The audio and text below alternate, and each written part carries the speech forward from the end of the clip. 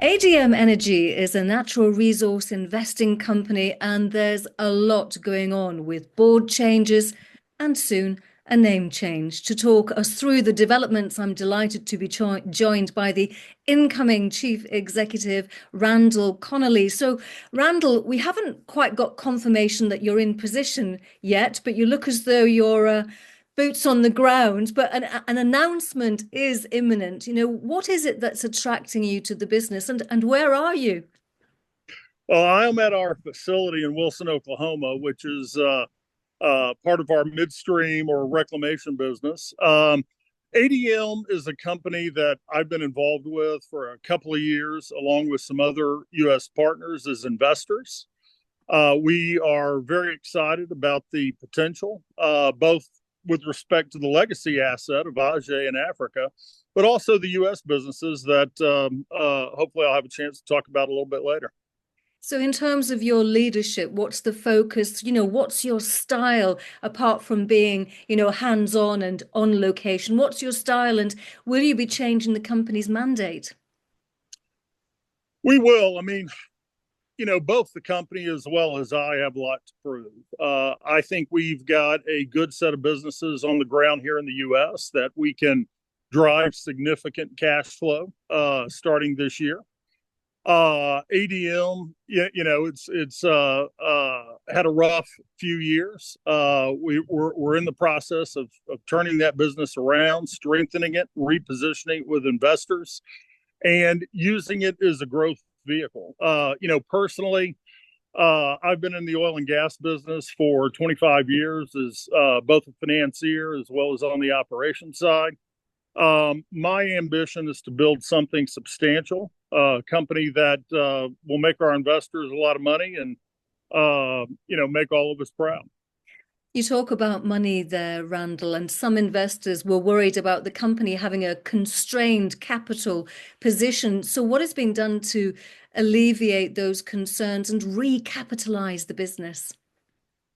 Well, the company is currently in the process of completing a capital reorganization and a small subscription. That will certainly help. The other thing that will really help, and one of the things that we think sets us apart, is our reclamation business. There's quite a few upstream companies on AIM. One of the challenges when you're very, very small, the oil and gas business, drilling wells is so expensive wherever you are in the world that it takes an enormous amount of capital to achieve a level of cash flow that the company can service its debts, cover its operating expenses from internal cash flow without having to continuously dilute investors. And so we think the reclamation business is really the special sauce, if you will, that will give us an advantage in growing into a substantial company without having to continuously come back to the market. You talk about the special sauce there. I'll come to that later because there is a legacy asset. Is it AGE or Ahe gas field Yep. in Nigeria? ADM has a 9.2% profit interest in it. I'm just wondering how the asset is progressing because nothing seems to be happening much with it at present. Certainly, it seems that way. AGE is a great asset. For a while, at one point, 5 or 6 years ago, ADM was doing quite well in the market while AGE was producing. It has produced about 5 million barrels of oil. It's got a highly credible reserve report from a Scottish group called Trax, which is a great reserve engineering firm. The problem with AGE, and it's not really a problem, but it was produced from 2016 to 2021 as if it was primarily an oil asset. And what I mean by that is that the FPSO that they used to produce it, and they needed to produce it because my understanding, like I said, I don't go all the way back with AGE, but the exploration license in Nigeria was terminating in 2018. To extend that, the consortium needed to put the asset into production. So what they did was they brought in an FPSO, a floating production, storage, and offtake vessel, to produce the oil rim. But Aje is really a natural gas asset. A lot of times in the oil and gas business, you always have a little bit of both. But on a BOE basis, an equivalent basis, usually an asset will lean one way or the other, either more oil or more gas. Aje has always, from a reserve standpoint, been more gassy than oily, but they used an FPSO that was geared towards oil. So the problem with that is that the Nigerians don't want companies to come in and just produce the oil and not do anything with the gas. That doesn't maximize the country's optimization of its resources. And so it was always the case that at some point the consortium was going to have to shut in the oil production and focus on developing the entire resource. And the type of FPSO and infrastructure you need for an oil development is just radically different than what you need for a gas development. So it is unfortunate that the asset had to get shut in, but I can tell you behind the scenes, led by a Oslo listed company called Petronor, which is a very good company, about 5,000 barrels a day of production in Africa, 80 million in cash on the balance sheet, a lot of work reprocessing the 3D seismic, securing land to build a gas plant. There's actually a lot of work going on, and I think over the next year or so, you're going to start to see Aje move forward again. So will it continue to have a prime position within ADM's portfolio, or are you going to dispense of it? The board elected in the fall of 2023 to look at strategic alternatives for Aje. And I think that's the right move for this company for a couple of reasons. One, it is a great asset for the right size company, but the development capital and the lead time on an offshore gas development like that, you're talking about several years before ADM would see meaningful cash flow. Also, too, you're talking about tens of millions of dollars of investment to ADM. As we're thinking about how to rebuild the company, we're pro forma for the transaction that's in the process of being completed. We're going to be a 2 million pound market cap company. And so 2 million pound companies don't have a lot of business trying to finance. We're 9.2% profit share, but we're 12.3% of the cost. And that's just too big of a stick. I think it would be very difficult to secure. And frankly, we've got business opportunities here in the States that can drive meaningful cash flow growth starting this year. So that's going to be our focus going forward. Okay, we are getting closer to talking about that secret sauce, but a transition has started, including your appointment. But what about the rationale behind the name change to Vega Energy? ADM had been the company's name for a long time. My understanding is that ADM is actually the initials of a gentleman from the UAE who was a large shareholder at one point in time. So it doesn't particularly have any meaning for what we're going to be doing going forward. Also, too, we really want to signal to the market that everything about this company over the last 5 years is changing. There is a renewed focus on strong corporate governance led by Lord Henry Bellingham, our chairman. There is a renewed focus on corporate controls, on management accountability, and a laser-like focus by the board on cash flow. I think investors are tired of companies that just relentlessly have to come back to market to keep the lights on, to keep the office rent paid. And we're not going to do that. We're going to drive immediate cash flow and rebuild this company from the ground up. The name itself, one of the assets that one of the investments that we have as a company was a transaction completed in June of last year called Vega Oil and Gas, which is a U.S. subsidiary company. It's 100% owned by ADM. Vega has some assets in the Texas Panhandle. ADM already had a lease in Kern County, California, and so Vega Oil and Gas in the U.S. will be the vehicle through which we grow our upstream business. And we liked the name. Vega is, I've learned in recent weeks, the second brightest star in the Northern Hemisphere. 10,000 years ago, it was the North Star. And according to astronomers, it will be again at some point. So we thought that that was a good name.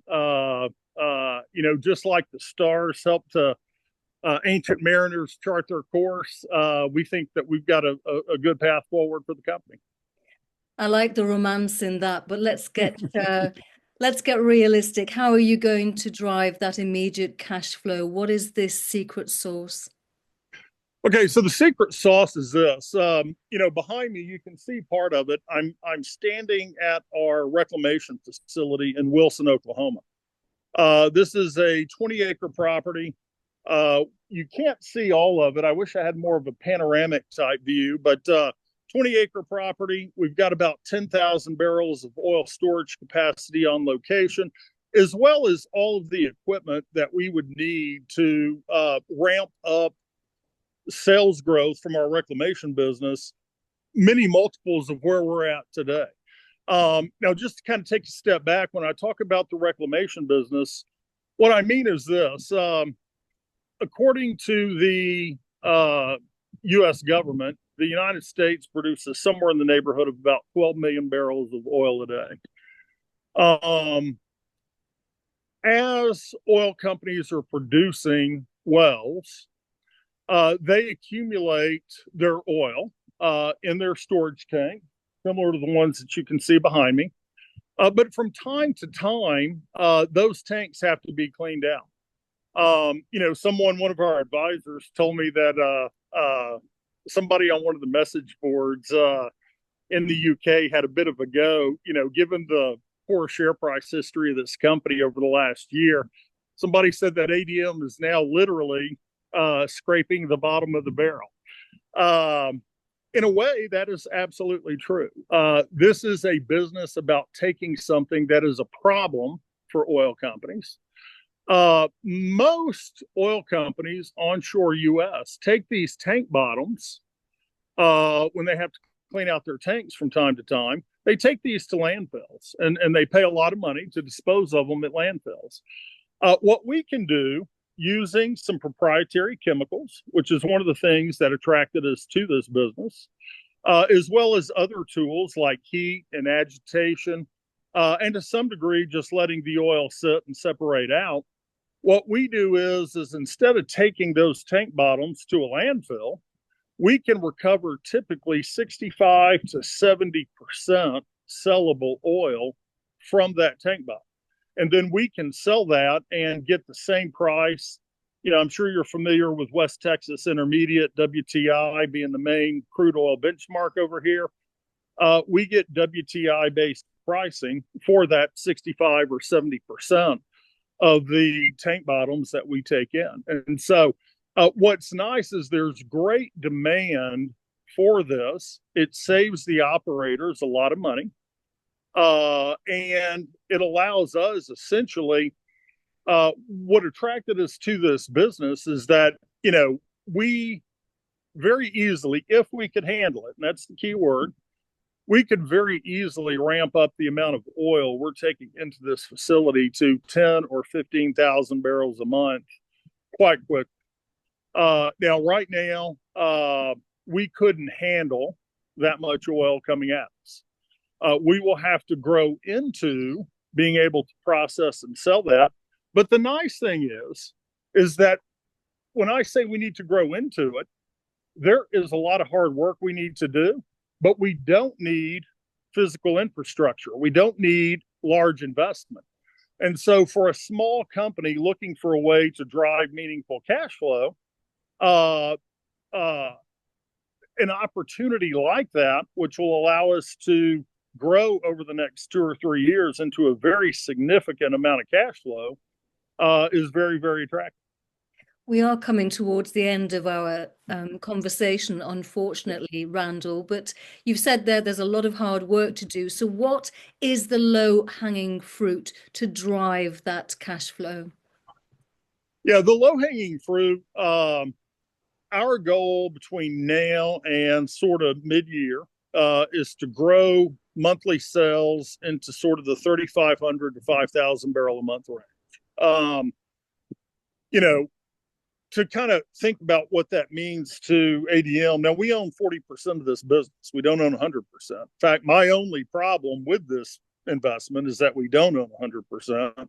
And I want to try to remedy that over time. But uh, we have about a $35,000 a month fixed cost at this operation. Our margin per barrel is at current oil prices is about $45 a barrel. So, if you do some math there at a $5,000 a month type operation, this could be a $200,000 a month cash flow business, of which ADM would be benefiting to the tune of about $80,000 a month. So the hard work is really this. I've got actually, you might see them, walking back and forth behind me, but we've got two gentlemen out here working today. They're good hard workers. They know what they're doing.